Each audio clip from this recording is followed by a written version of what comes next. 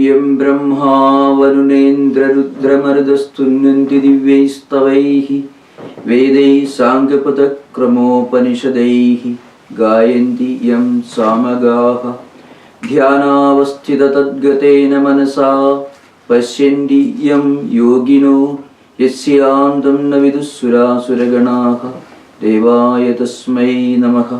We are discussing the Bhashya on the 21st verse of the second chapter of Bhagavad Gita.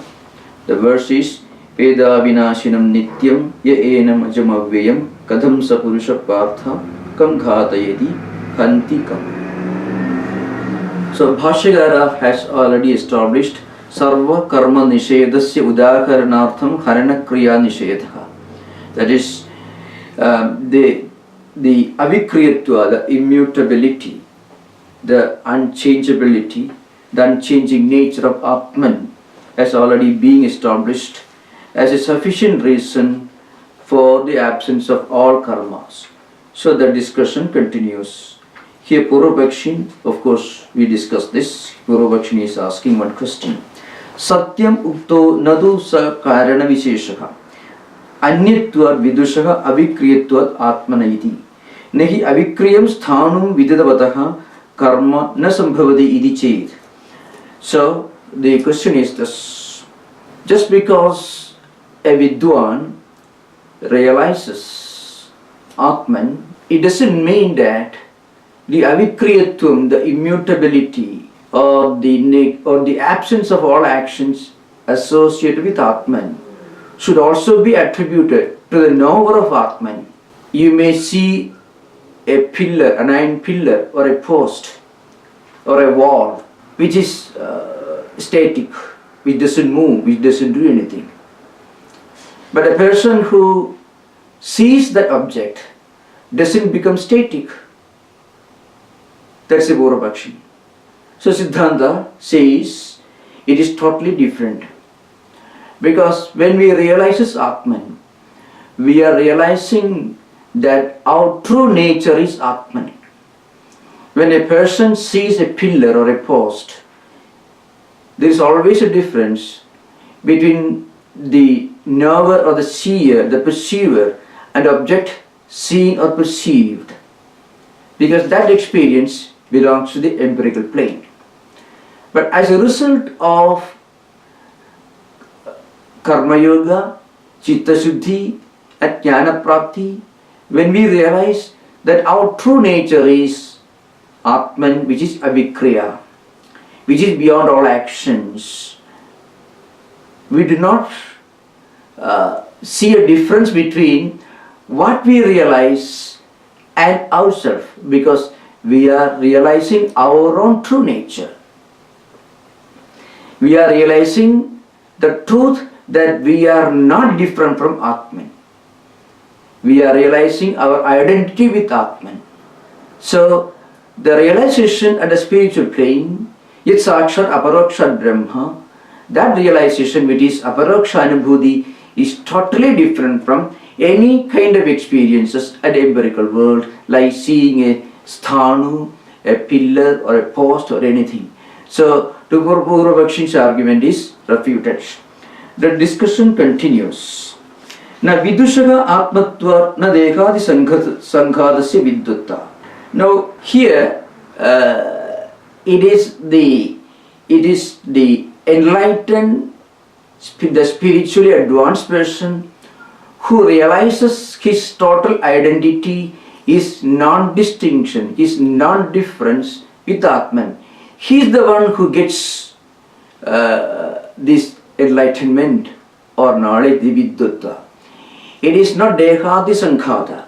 The deha, which is endowed with sharira, indriya, prana, mana, buddhi, chitta, hankara, all these different senses of perception, jnanendriyani, and senses of action, karmendriyani, then prana, etc.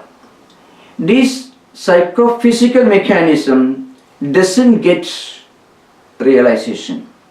So the realization happens only to something which is beyond, which is different from this psychophysical mechanism, different from this dehādi sankhāta. That's why other parisheshya we already discussed here. Through the law of exclusion, through parisheshya nyaya, we come to the conclusion that asamkhata atma vidwan avikriyiti. It is this Atman which is not the same, as the body, mind or intellect, which is totally different and distinct from dehādi sankhāta, which gets the realization. Tasya vidushaha karma asambhavat akshepo yuktaha. Because the vidwan realizes that his true nature is Atman. Atma, that is Atmavit Atmaiva Bhavati, Brahmavit Brahmaiva Bhavati. A Brahmajnani realizes his non-distinction from Brahman.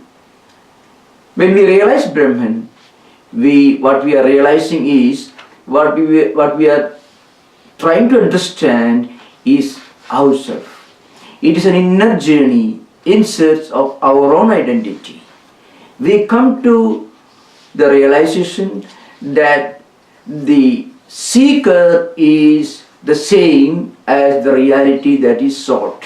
The investigator is the same as the reality which is investigated into. The perceiver and the perceiver are the same. Therefore, akshebo yuktaha kathaṃ sa puruṣaḥ iti.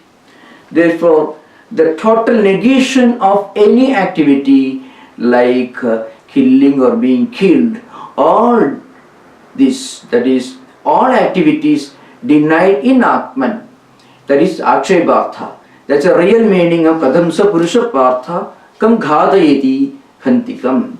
It is not prasnartha, it is not in the form of a question, but rather it is in the form of a total negation of any possibility of any action. So that is the conclusion. Then there is a very important discussion about a very important subject. Why Atma is then called Vidwan? So why do we call Atma the Vidwan, the knower? So if you call Atman the knower, that would imply the role of Atman as the one who knows and something that is known and the process of knowledge. When you talk about Atman as Vidwan, the knower, the enlightened one, then it implies that there is something that Atman comes to know of, and Atman itself is the knower. And there is a process of knowing the known, that is the process of, that is knowledge. So there is a very important discussion on this subject. So the central point is this: the normal conventional usage, that is, when we use the word we know something at empirical level due to the avidya, or when we use the word vidwan in the spiritual sense, that we become an enlightened one, both are two forms of buddhivritti.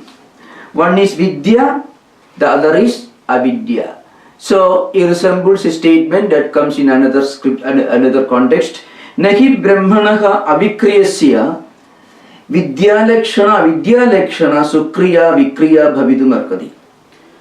So Atman or Brahman cannot be limited to a buddhivritti.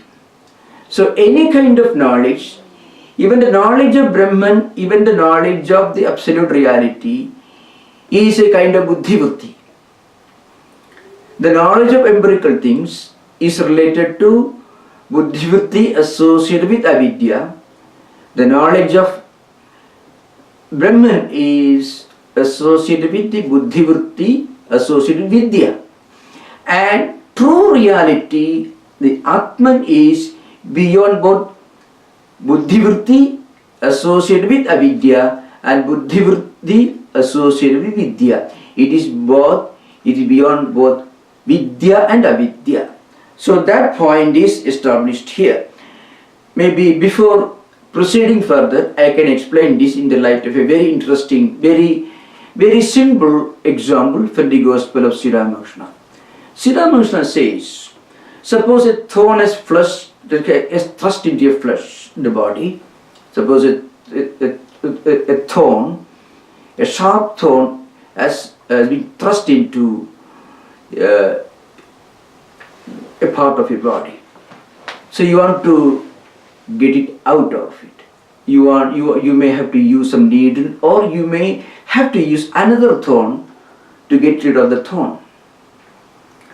So after using the second thorn to remove the one that is already pierced through the skin, you throw away both the thorns. You don't retain the one which you used to remove the thorn that has been pierced to the flesh. Similarly, when there is a piece of rope in the room which you mistake to be a snake due to lack of enough light, when you bring light from outside, or when you open the doors and windows, the light helps you to have a clear look at the object which you by mistake mistook to be a snake. When there is enough light, you realize that it is not a snake but just a piece of rope. Sorry, when we bring light, the darkness is removed, and the darkness is removed, the reality is self-revealed, and the reality is that it is just a piece of rope. Now the realization that it is a piece of rope is not a direct result of opening the windows or switching on the light. Even if you don't open the window, even if you do not switch on the light, still the rope will be a rope. But the wrong notion is removed. The wrong notion that it is not a rope but a snake, that's a wrong notion. And the right notion is that it is a rope, not a snake. So the right notion, the right understanding is helped by removal of darkness, which is the effect of bringing light or opening the doors and windows. After that, the role of light, the role of the lamp that you brought into the room is not very important, because the fact is clear that it is a piece of rope. That's why Shankaracharya says, Shastrantu ajnana nivartakam na jnana pravartakam. The absolute aparokshanubhuti, our realization of our true nature, is not a result of any scriptural knowledge. But scriptural knowledge gives us the right notion, which helps us to remove the wrong notion. The scriptural knowledge plays the role of a thorn with which we remove the other thorn which has pierced into the flesh of our body. So that's a very important point, remember. That's why, according to Vedanta, Vidya as a buddhi-vritti is also to be transcended. The absolute experience, aparokshanubhuti, the inner spiritual realization, is beyond both Vidya and Avidya. We have to transcend both Vidya and Avidya. Vidya helps us to get rid of Avidya, and once we get established in Vidya, then transcending Vidya is a natural process. So the purpose of Vidya is to remove Avidya, and when Avidya goes away, Vidya also goes away. When Avidya disappears, the Vidya also disappears. The philosophical conviction that Aham Brahmasmi also becomes irrelevant when we reach the experience of Aham Brahmasmi. As we discussed in the last session, when we are discussing the statement to the Brahma Sutras. So that's why yatha buddhya the akridasya siddharthasya avikriya eva san buddhi vritya viveka vijnanena vidya uvalabdha atma kalpyate. So just because the Atman is reflecting in buddhi vritti at empirical level, so by mistake we use the conventional language. Well, I am seeing this, I am doing this, I am knowing these things, etc. In the same manner, by means of Atma Anatma Viveka, that is the means of higher spiritual discrimination or higher spiritual conviction, through intellectual pursuit, we realize the reality of Atman. But that intellectual pursuit, assisted by Vidya Vritti, also is, in the ultimate analysis, unreal, because the absolute reality, that is the aparokṣānubhūti, the inner spiritual experience, is beyond both Vidya Vritti and also Avidya Vritti. When we depend upon Avidya Vritti, we often say, I am seeing this, I am seeing a river, I am seeing a mountain, I am going through all these experiences, pain and pleasure, happiness and unhappiness, and so on. When we depend upon Vidya Vritti, then through Shastrajnanam, through contemplation, through proper intellectual understanding of the true meaning of scriptures, we come to the conclusion of the reality that Atman is only absolute real truth. But that conviction itself is to be transcended. That conviction is related to Vidya Vritti. Vidya also is to be transcended to reach experience. Experience is beyond Vidya Vritti and also Avidya Vritti.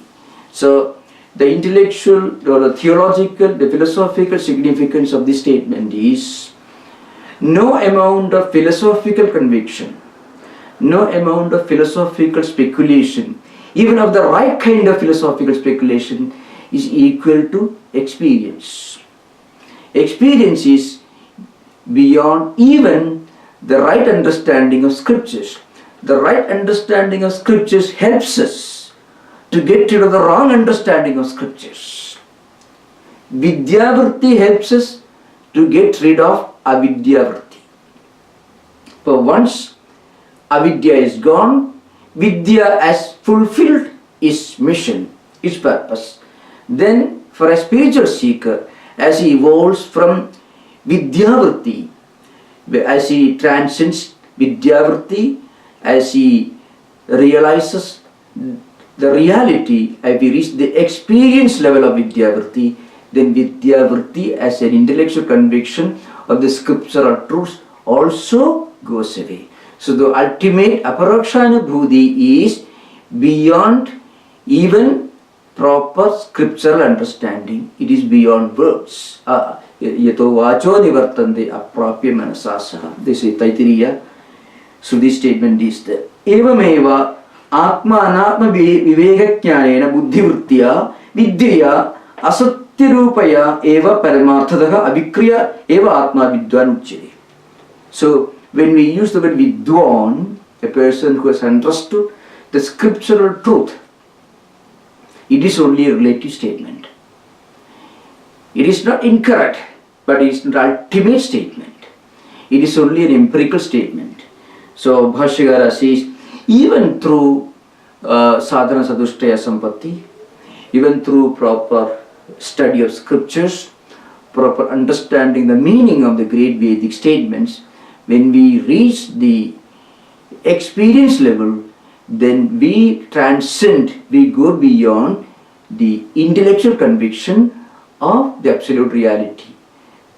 When we reach the experience dimension of the absolute reality, we leave behind the intellectual, the philosophical dimension of the absolute reality. That point is mentioned here. Viduṣaḥ karma asambhava vajanāt yani karmani shastrena vidhīyanti tāni aviduṣo vikhidāni iti bhagavado niṣcaya avagamyate. This is a very famous statement from the philosophical perspective. So we already established that even the word vidwan in the context of Atman itself is a relative statement. Now Bhashyakara says, wherever in the scriptures, either in the smrtis or srutis, wherever there is a statement which talks about any kind of karmas, any kind of srauda or smarta karmas. Those karmas are essentially meant for avidwan. Avidwan here means a person who has not reached the highest spiritual experience. So, another important point is the word karma here always means the formal ritualistic sacrifices, formal rituals and ceremonies enjoined in the srauda or smarta text. That's the real meaning here. That's why it is clearly stated in some other statements, yani karmani agnihotraadini shastre vidhiyante. Now what are these karmas? That's what we have to discuss now. So normally in our tradition there are different types of yajnas and yagas which is mentioned in the Vedanta scriptures, in the Vedic scriptures. According to Mimamsakas, the central theme of Vedic text is to realize dharma, and the means to realize this dharma is performance of yajnas and yagas and different Vedic rituals, nitya karmas, naimittika karmas, soma yajnas or saptahavir yajnas. Through the performance of these karmas, one accumulates some spiritual merit, and the strength of that spiritual merit, a person will go to heaven. Every such Vedic ritual will produce an invisible result, residue. It's called apurvam or adrishtam. It is not seen, not visible. In that sense, it is called adrishtam. It did not exist before the sacrificer or the Mimamsaka performs that ritual, so it is called apurva. So there are, in fact, there are 40 samskaras which called nitya naimittika karmas, between these srauda or smarta karmas. Altogether, the srauda karmas are, for example, ajnadhanam, agnihotram, that is daily fire ritual, dasapurnamasa, agrahayanam, chaturmasyam, the niruddha pasubandha, sautramani. These are some of the srauda karmas which are enjoined in the srauda, in the Sruti literature. Then there are, of course, some kind of smarta karmas which are also, for example, the paga yajnas like ashtaga, sthali paga, parvana, sravani, etc. And then soma yajnas we already mentioned, which is Srauda tradition, agnistoma, agnitishtoma, utya, shodasi, vachapeya, soma yajna, etc. Then there is adhiratra, aptoryama, and so on. So there are a large number of srauda and smarta karmas which are enjoined in the scriptures.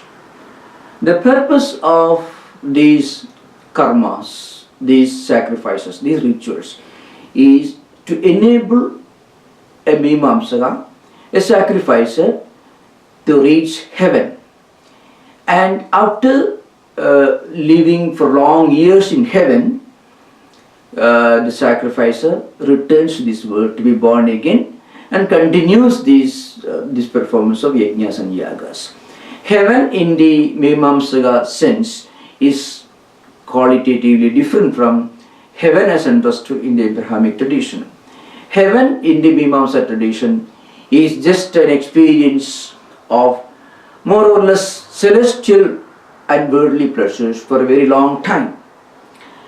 And Shankaracharya says that these yajnas and yagas, these rituals are okay only for those who do not want the highest spiritual realization. Those who are advanced spiritual seekers and not interested in going to heaven or enjoying heavenly pleasures, they need not at all worry about performing any of these srauda or smarta rituals. So the injunctions, the vidhis, the vidhivakyas, which enjoins these rituals, are only meant for those who are not interested in the higher spiritual pursuit of the Shreyasa, or those who are not interested in Atma Jnanam. Those who are interested in Atma Jnanam, they do not have to worry about these rituals. This is the central teachings of Shankaracharya. Shankaracharya doesn't deny these karmas. He says these karmas are perfectly okay. But you should not look upon these karmas are universal or mandatory for all people. So that's an important point to remember. That's why Madhusudana says, Ata eva sarvani shastrani avidyut adhikarigani. So all these karmas and rituals, which are kamya karmas, which are karmas to be performed if you want to achieve certain things, or nitya karmas, karmas that you should perform because if you don't perform, you will incur sin. All these karmas are totally irrelevant if you are a seeker of the highest spiritual truth, if you are a seeker of Brahma Vidya. So, the Anandagiri explains this. Atmani karta bhokta ittevam vijnanavatve api brahmajnana vihinatvena avidushaha anušteyam karma ityartha.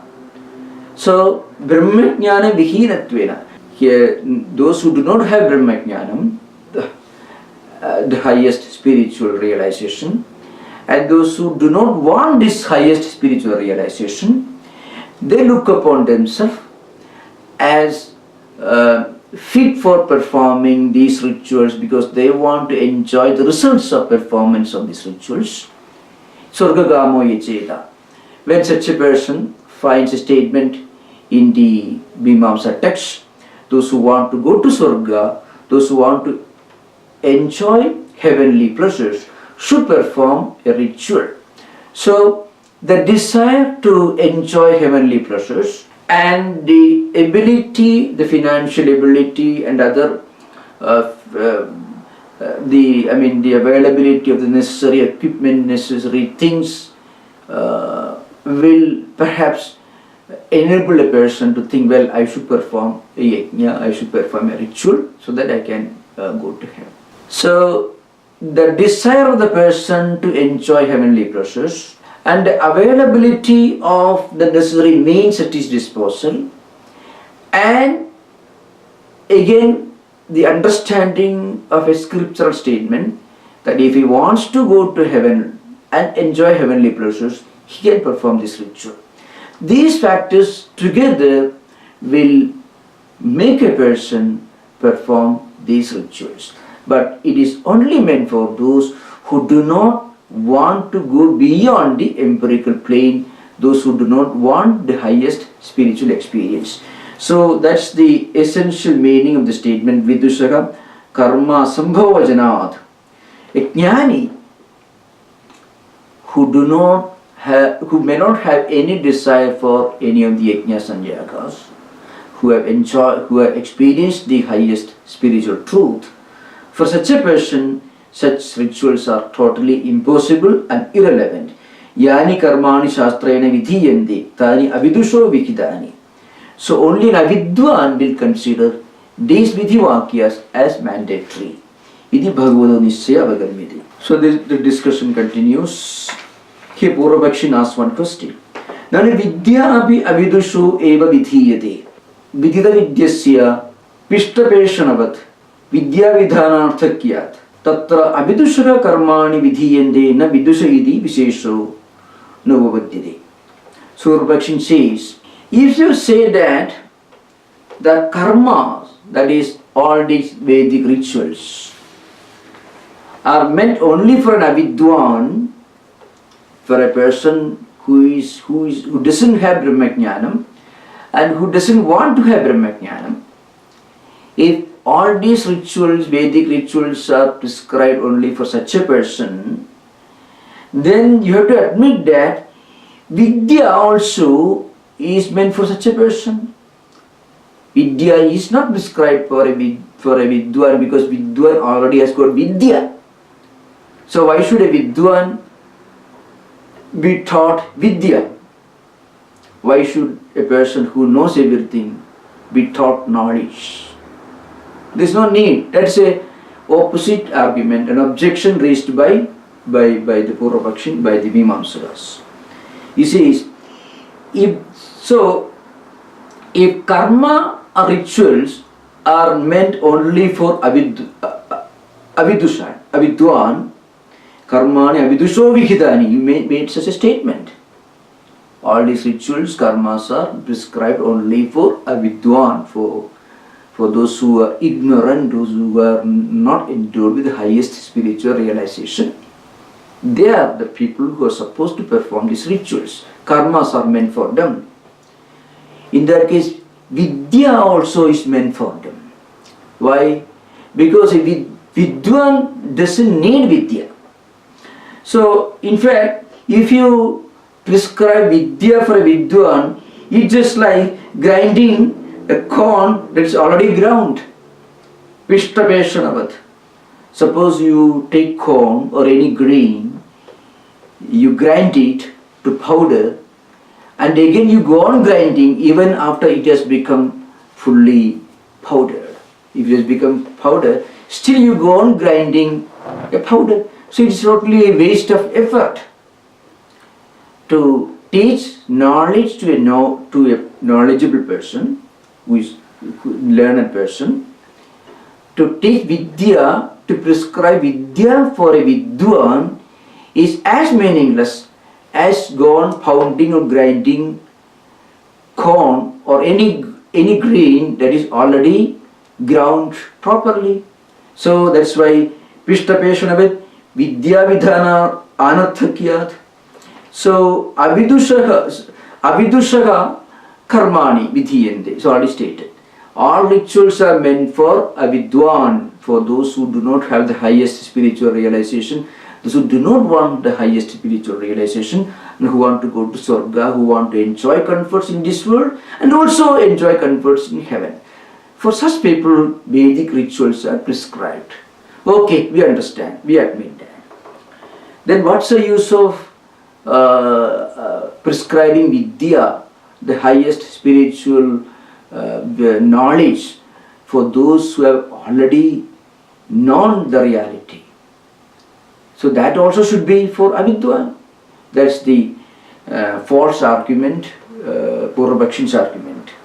Tatra avidushaka karmani vidhiyante na vidusha iti vishesho navapaddhiti. And as said, the view that karmas have been laid down, prescribed for ordinary people who do not have the spiritual realization, and not for Vidya, such a statement doesn't hold good.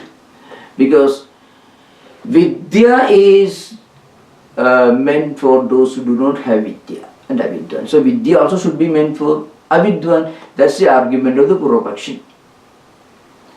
So he says, on the strength of this argument, your view, the rituals are meant only for Avidwan, is not tenable. It falls to the ground. That's the objection. Here, Bhashyakara brings out a very important principle. Na anushteyasya bhava vishesho vapattehi. No. Your argument is totally wrong, Bhashyakara says. Anushteyasya bhava vishesho vapattehi. No, your objection is certainly not acceptable. What's the reason? Because there is an essence, there is a fundamental difference between the essential and non-essential. I mean, the point is, karma jnana, there is an anushteyatva. I mean, there is a difference as to for whom this particular ritual becomes mandatory, necessary, desirable or not. That is Adhikari Veda. So the central statement I shall try to summarize before taking up the Bhashya. Bhashyakara is going to introduce a very important point. Suppose a person, normally they are householders who want to make a lot of money, who want to enjoy. So after making a lot of money, a lot of wealth, a lot of reputation, good job, plenty of money in the bank, now they may think of, well, when I die, I won't take this wealth with me. So what is going to happen to me after death? So this worry about the inevitability of death and inevitable disappearance, non-availability of all this accumulated wealth after death, this will strike him. So he will start thinking, well, I should do something so that I will be able to enjoy life even after death. So he may try to build up a capital that will benefit him even after death. So he may read scriptures, and in scriptures he may find a statement. Well, those who want to go to heaven and enjoy life after death, there is a way. Surgagāmo-yajeda. Those who want to go to heaven and want to enjoy heavenly comforts after death, you perform rituals. If you are such a person, all right, you perform these Vedic rituals. You can perform Atiratra, you can perform Somayaga, you can perform any of the Soma Yajñas or Sapta Havir Yajñas, Vajapeya, any of these you can perform. That will ensure, that will guarantee your enjoyment even after death.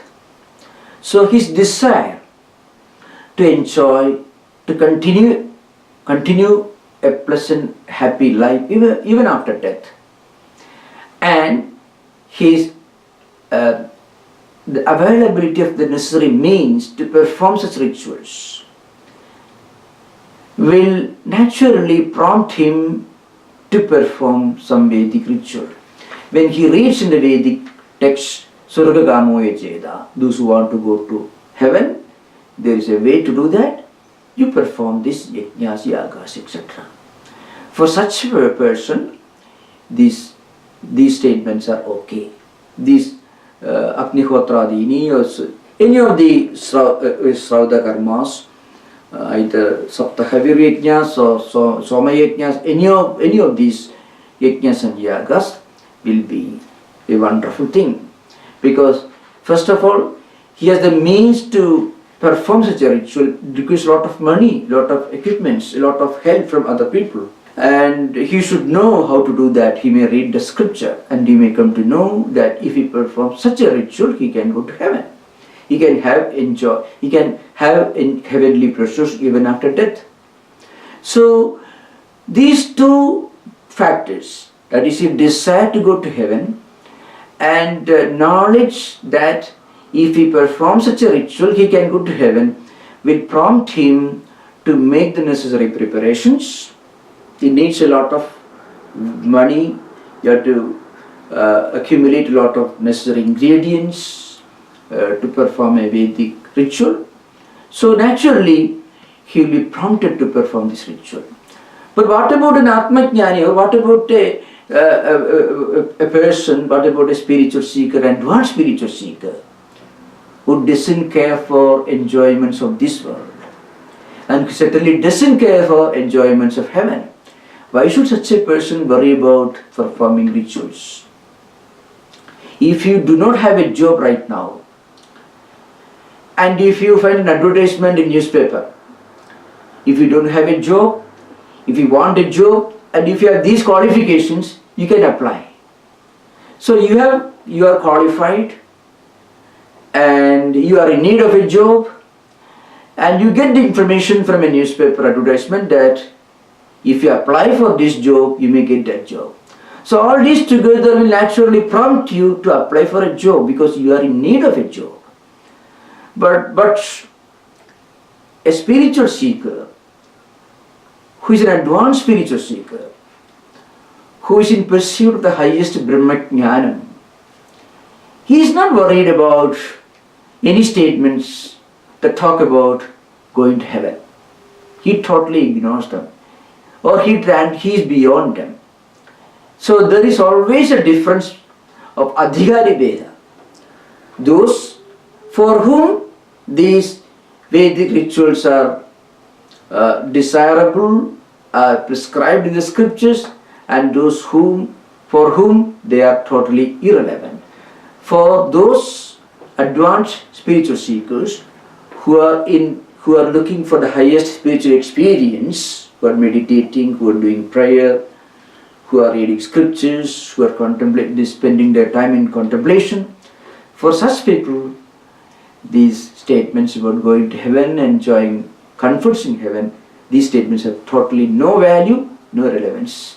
So that is the point Shankaracharya is making here.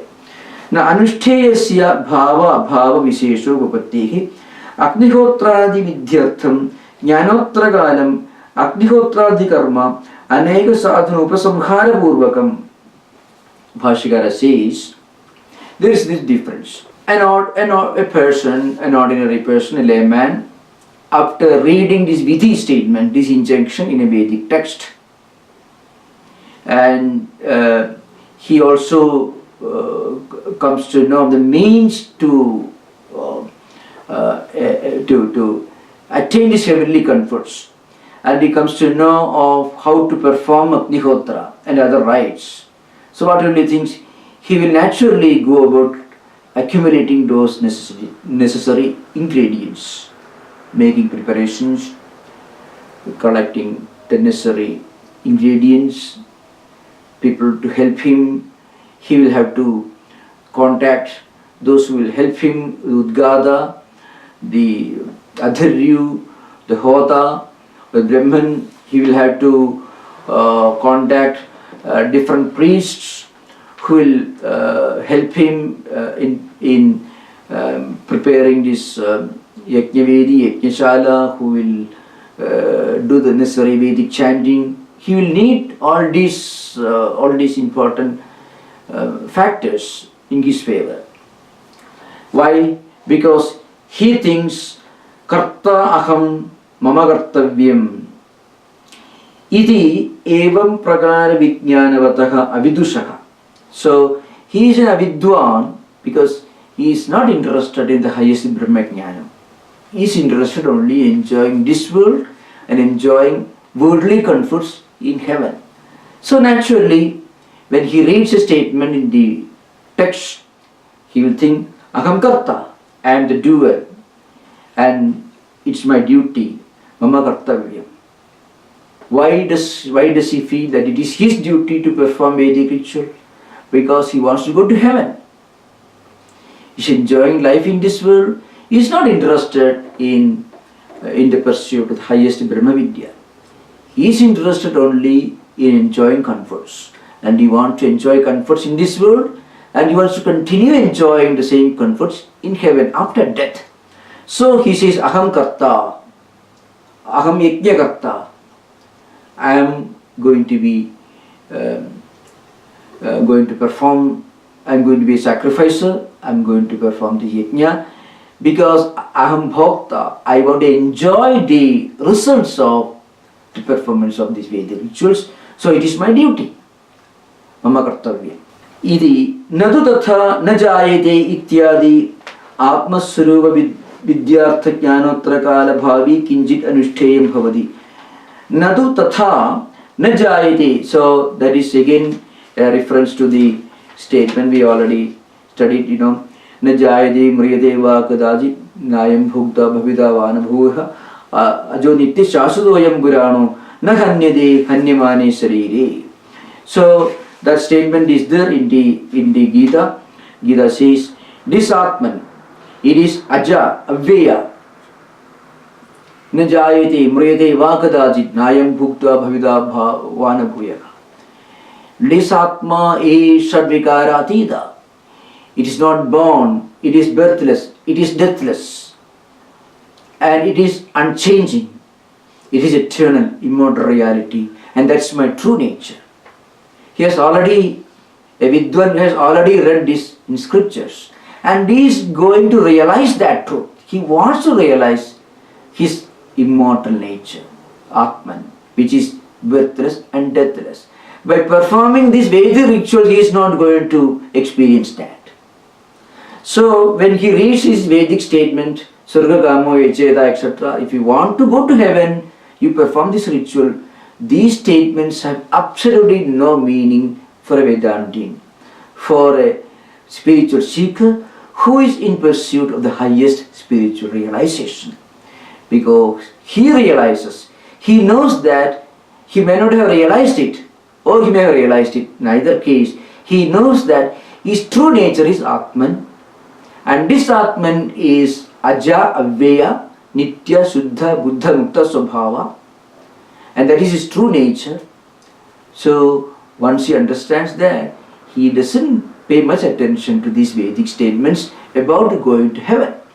So there is always a difference, a clear distinction and difference between those for whom these Vedic statements about Vedic rituals make sense and those for whom they do not make any sense at all.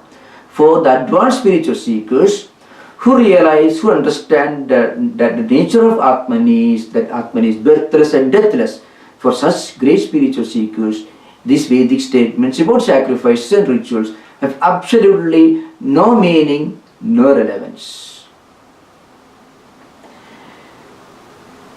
न तु तथा न जायते इत्यादि आत्मस्वरूप विद्यार्थ ज्ञानोत्तरकाल भावी किंचित अनुष्ठेयं भवति.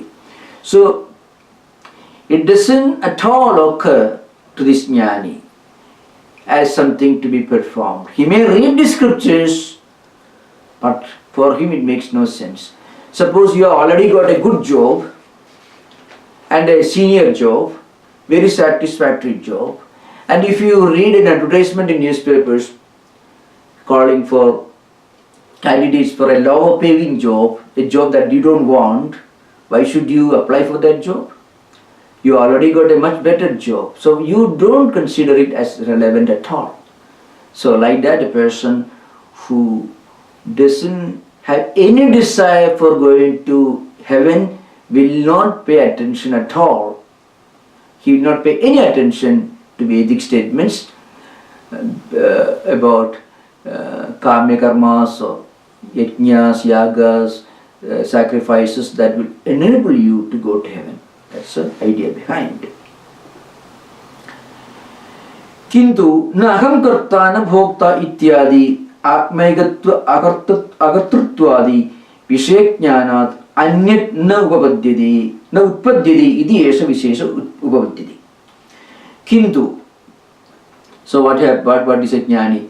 For a jnani, he doesn't have any conviction other than the strong conviction that is Naham karta na bhokta. I am not karta, I am not bhokta. Kintu naham karta na bhokta ityadi atmaigatva akatruttvadi vishekjnanat anyat na utpadyate iti esha vishesha upapadyate. For a jnani, for a vidwan, he doesn't have anything other than strong, firm conviction that is neither the doer, the karta, or the bhokta, the enjoyer. That is, the Atma is the one and it is non-doer. Atmaigatva akartruttvadi. So he is fully convinced of the truth that Atman is one, Atmaigatva, and Atmanaha akartrutvam. And he also is fully convinced that Atma is non-doer. And he also realizes that he is not different from that Atman. So for him naturally there is no question of any relevance for Vedic statements about rituals. Iti esha upapadyate. So on the strength of these points, the view given, the statement made earlier is fully acceptable, tenable. Yaha punaha kartaham iti veti atmanam tasya mama idam kartavyam iti avasya bhavini buddhi syat tadapekshaya saha adhikriyate iti tam pradikarmani saja vidwan ubhau tau navijanitaha iti vajanat. Now what about those who may read these Vedic statements and immediately he may think, well, I am the doer. Yapunaha arthaham idiveti atmanam tasya mama idam kartavyam. He thinks is aham karta mama idam kartavyam. When he reads a Vedic statement, which is an injunction meant for those who want to go to heaven and enjoy heavenly comforts, because he has a desire for it. And because he has a desire for it, he considers a statement which reveals a particular ritual as a means for going to heaven as something very relevant and very binding to him. So what happens? He considers, well, this I am the karta and I am going, this particular karma, this particular Vedic ritual is mama kartavyam. Iti avasyam bhavini buddhi syat. Naturally, if a person, if an individual is always desirous of enjoying comforts in this world, always contemplating and thinking that money, wealth, status, all these are eternal, they will bring eternal peace and happiness and satisfaction. That person may naturally think that, well, after death, these things won't be available, but I want to enjoy the same comforts even after death. So naturally, that will be his buddhi. Tadabhekshaya sadhikriyade iditam praidi karmani. If such a person reads these Vedic statements, then naturally it becomes binding. He considers it's very important for him, very relevant to him. He thinks it is meant for him. Again, I have to remind one important point.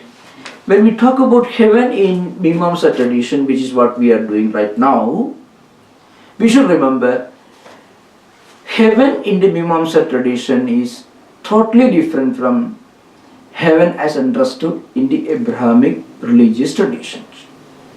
Heaven in the Christian tradition or in the Jewish tradition is not just a place for enjoyment. There is a spiritual element. You are in close proximity with God, with angels. So it is a spiritual attainment going to heaven according to Abrahamic traditions. But according to Mimamsakas, heaven is a kind of Epicurean, bohemian, utilitarian state where you go on enjoying all wonderful comforts. Not for a long time. Depending upon the merit of Vedic rituals you have performed in this world, in this life, you will be able to enjoy these heavenly comforts for a long time, depending upon the amount of Vedic rituals, the number of Vedic rituals you may have performed in this life. And once the merit of these performances of Vedic rituals is exhausted, you are born again in this world. Lord Krishna said, Kshine Punne Martya Lokam Vishanti. It's called Punya, means the meritorious results of performing Vedic rituals. So there is nothing spiritual about it. In fact, there is a very interesting historical aspect about this argument. When Shankaracharya was Shankaracharya was writing this commentary on the Gita, that is 8th century, the Mimamskas had become very strong. The followers of Kumarila Bhatta and Prabhagana, the two schools of Mimamsa, have become very strong.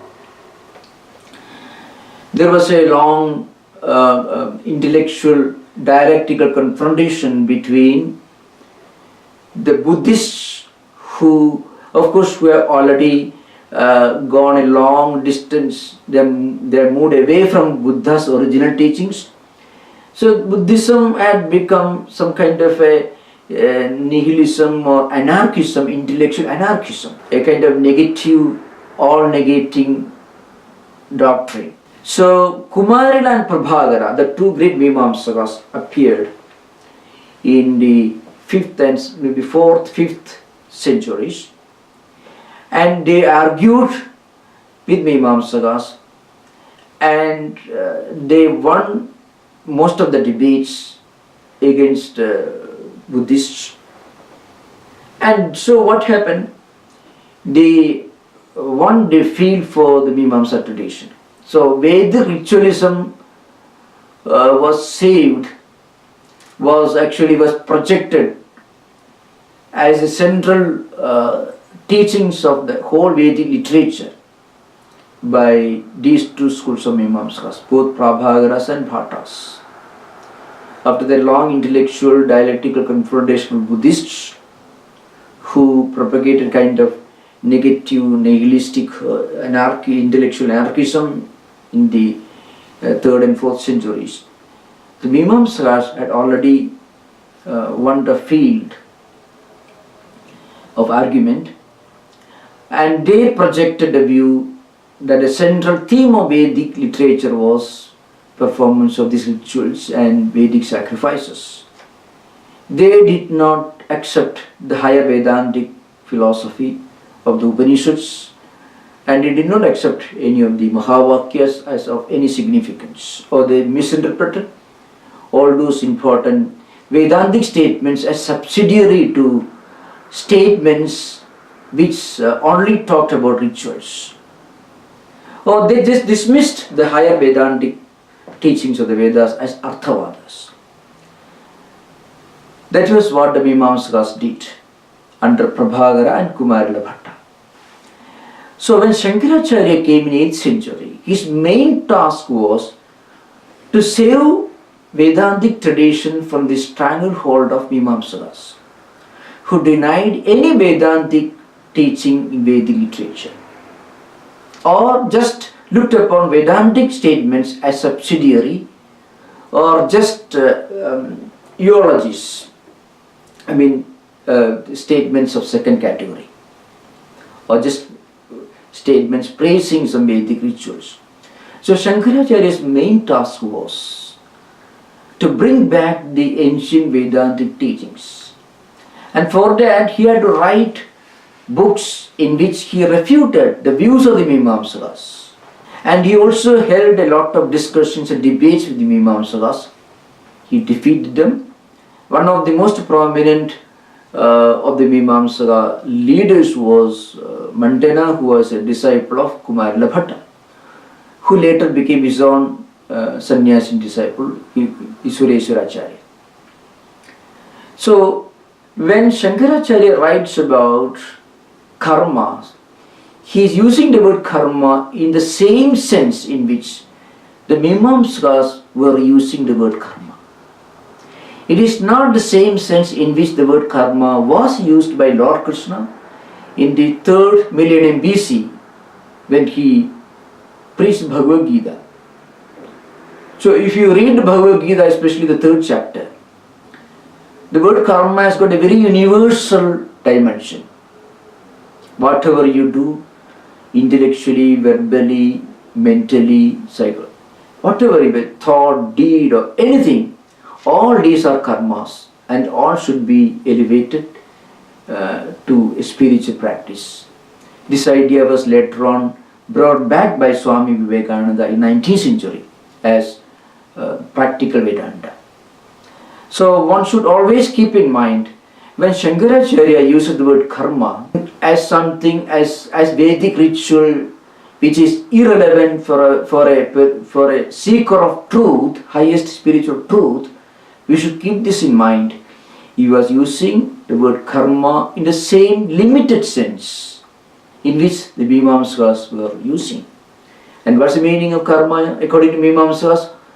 Rituals, ceremonies performed with a definite purpose, either for enjoyments in this world or enjoyments in afterlife. So that should be always kept in mind. So when Shankaracharya uses the word, the karma is only meant for avidwan, the ignorant one. What he says is this: these external Vedic rituals, which are just mechanical practices with a definite purpose, with a selfish motive, that is enjoyment of life in this world and enjoyment of life after death.